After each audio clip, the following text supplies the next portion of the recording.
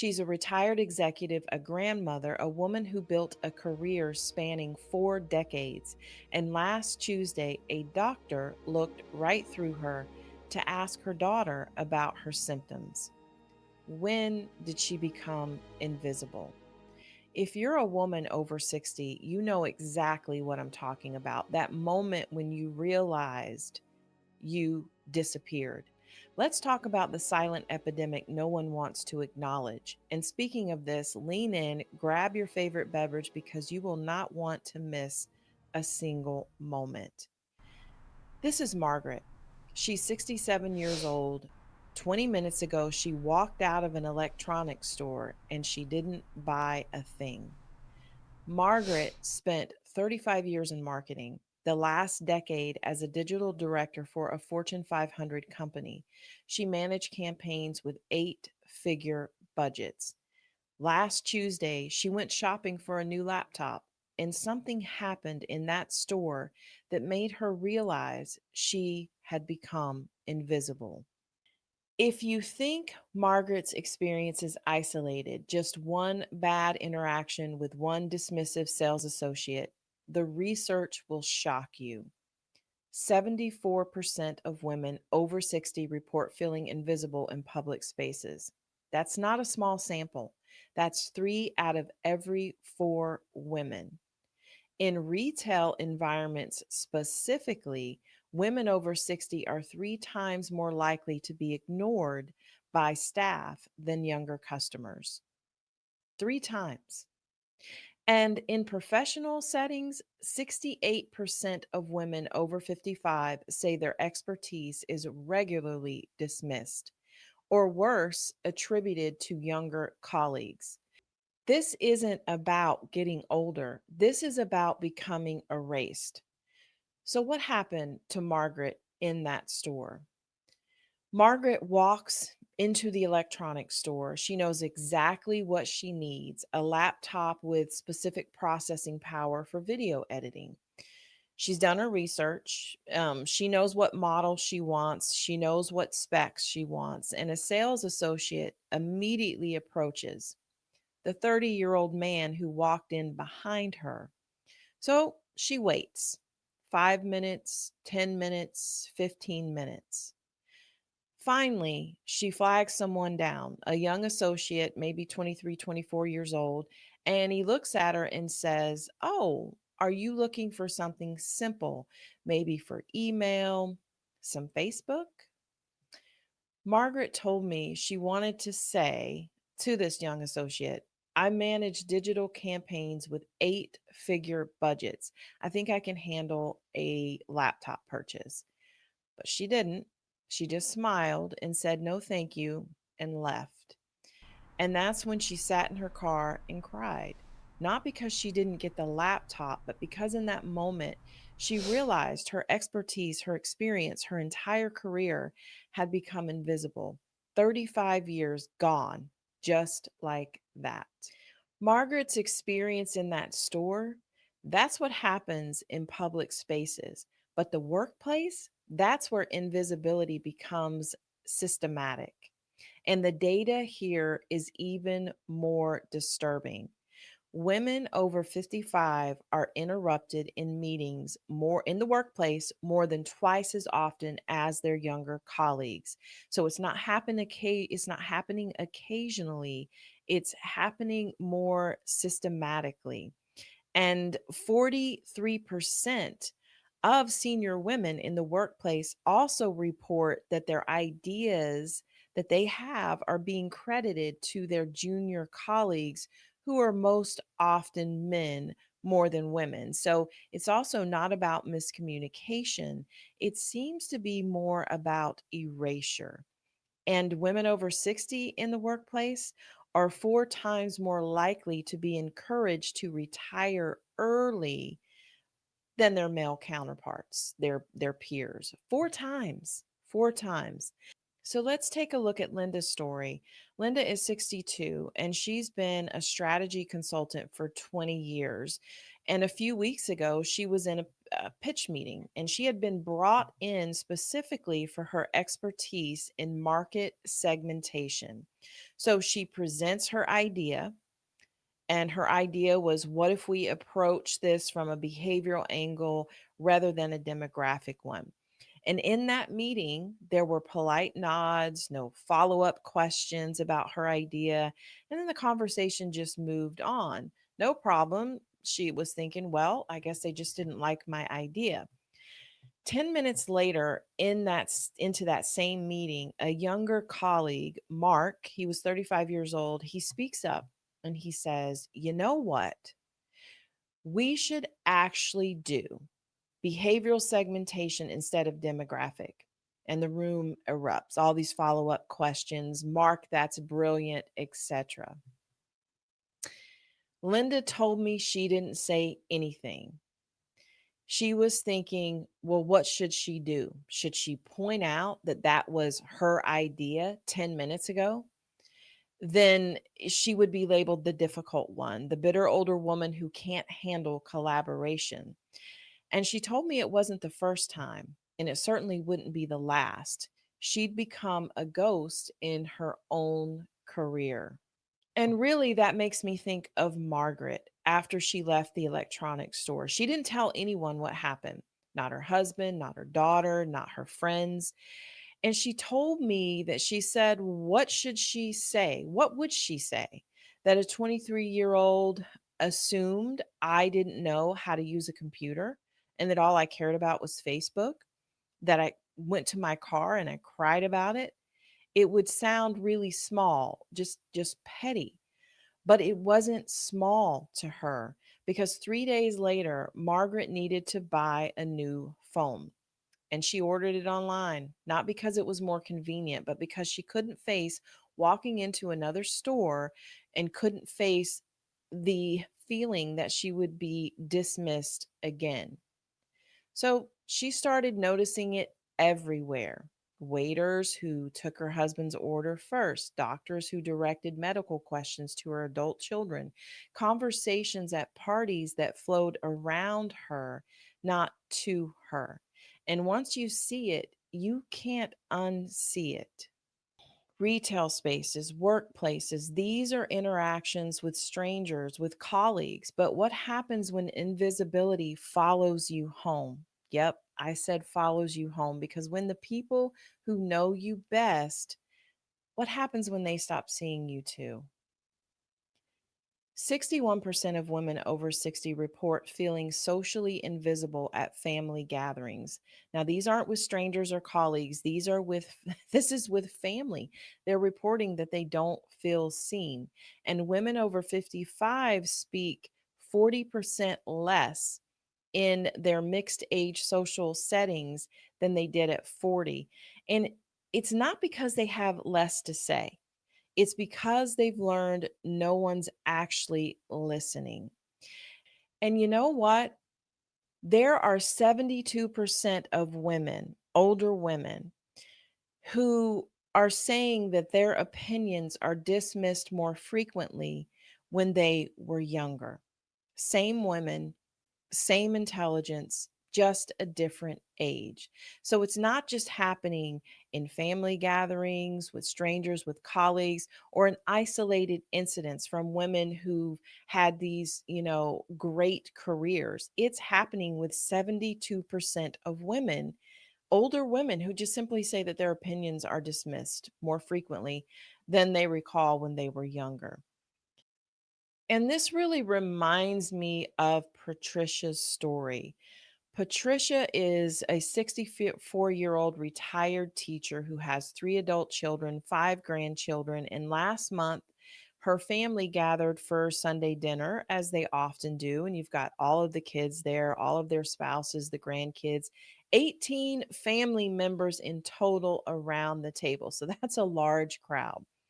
The conversation turned to politics, and Patricia started to share her perspective.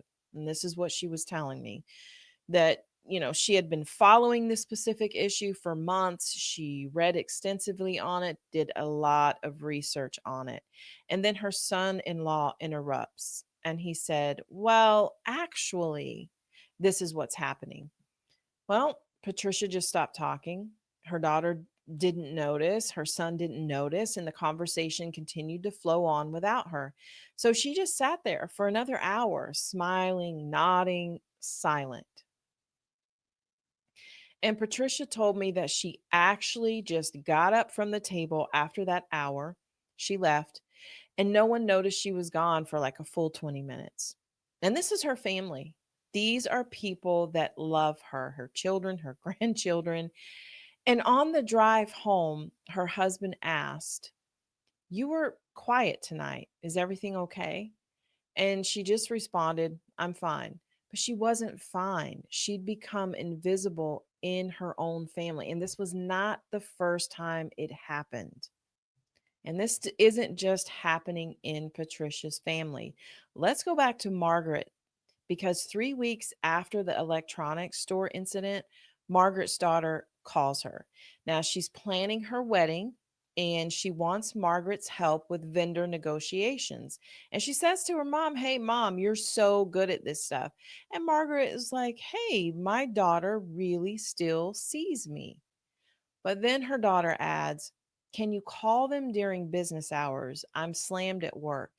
And Margaret thinks, when did I become the person with unlimited free time? I retired 6 months ago. I'm busier now than I was ever before. But she's been noticing that the people around her think now she has all the time in the world. And she actually told me that her daughter sees her as capable, which is a good thing, but she also sees her as available. Like her time doesn't matter the same way her daughter's time does. It's not malicious, though, and it's certainly not intentional, but it's there. Margaret started asking herself, well, who am I now?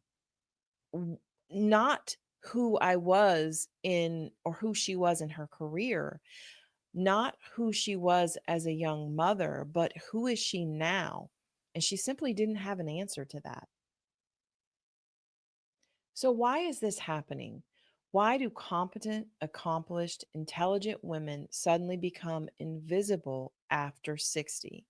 The answer isn't simple. It's not one thing, it's a system, and it's been built over decades. First, cultural narratives about aging. Our society has two acceptable roles for older women: the doting grandmother or the invisible background figure. There's no script for women who are still ambitious, who are still curious, who are still building. And if you don't believe me, here's a statistic: only 3% of speaking roles in film and television are women over 60. 3%. If you don't see yourself reflected in media, culture tells you you don't matter. And when the only stories we tell about older women are about decline, fading, about becoming less, then that becomes the expectation. Second, economic devaluation. Marketing departments have decided that women over 60 aren't worth targeting. Now, this is despite the fact that women over 50 control 70% of disposable wealth in the United States. Now, let me say that again. Women over 50 control 70% of disposable wealth in the United States. Now, 70% of the wealth, 5% of the advertising. When companies don't market to you, retailers don't train staff to serve you. So you become an afterthought, even though you're up there controlling a huge amount of the wealth, which would equal spending. And when you're an economic afterthought, you become a social afterthought. And so this invisibility just compounds. But here's the most important part that's happening: women over 60 are internalizing it, even women in their 50s. Women start policing themselves. They start staying quiet in meetings or in family functions, such as some of the stories that I presented to you. They're not speaking up when they're interrupted. They're apologizing for taking up space. Ask yourself, how many times have you been out and about? Maybe in this shopping season now, a lot of people are out there, and you bump into somebody or you move in a specific space and you're a woman and you say, I'm sorry. Now, women over 60 are 2.5 times more likely to self censor as well than they were at 40, 30, 20. Not because they have less to contribute. That certainly is not the case, but because they've been taught that their contributions simply don't matter anymore. Now, Margaret told me something that's really stuck with me when it comes to this. She said she became complicit in her own erasure.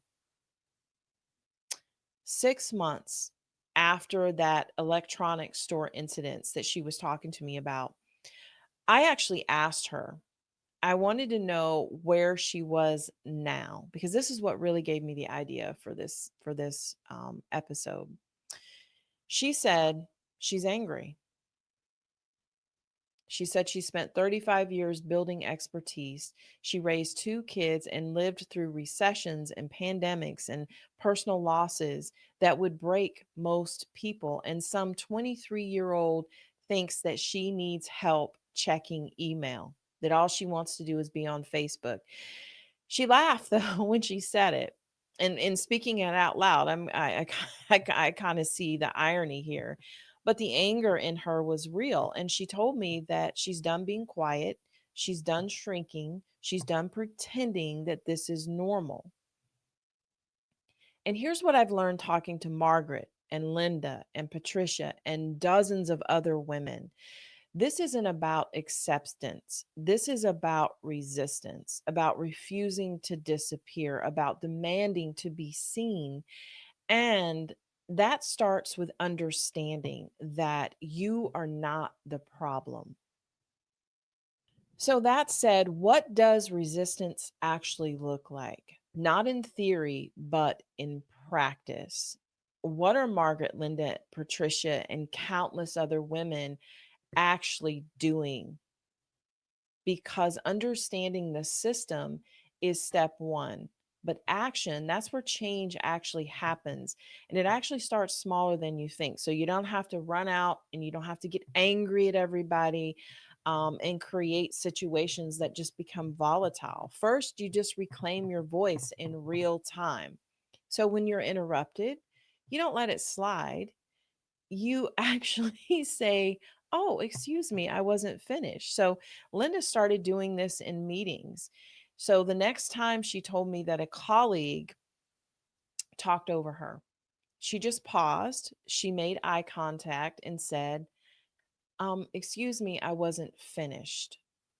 Or I wasn't finished. You could just use those three words. That's it. Not aggressive, not apologetic, just clear. And she said the first time that she did it, her heart was really pounding. You know that feeling when you're doing something that you're not comfortable with, but you know you need to do it. And the room just went quiet. And then she finished her thought. Now, it doesn't always work. You need to be, I need to be clear with that. But it works more than silence does. And every time you do it, it's going to get easier. Second, refuse to shrink in public spaces. Margaret went back to the electronics store, not the same one, but another location in the same chain. So she didn't want to go back to the same one, but hey, you got to start somewhere. And when a young salesperson approached her with that same sort of condescending tone, she stopped him and said, I've been using computers since before you were born, and I'm just looking for a specific processor speed and RAM configuration. Can you help me with that, or should I find someone else to help me?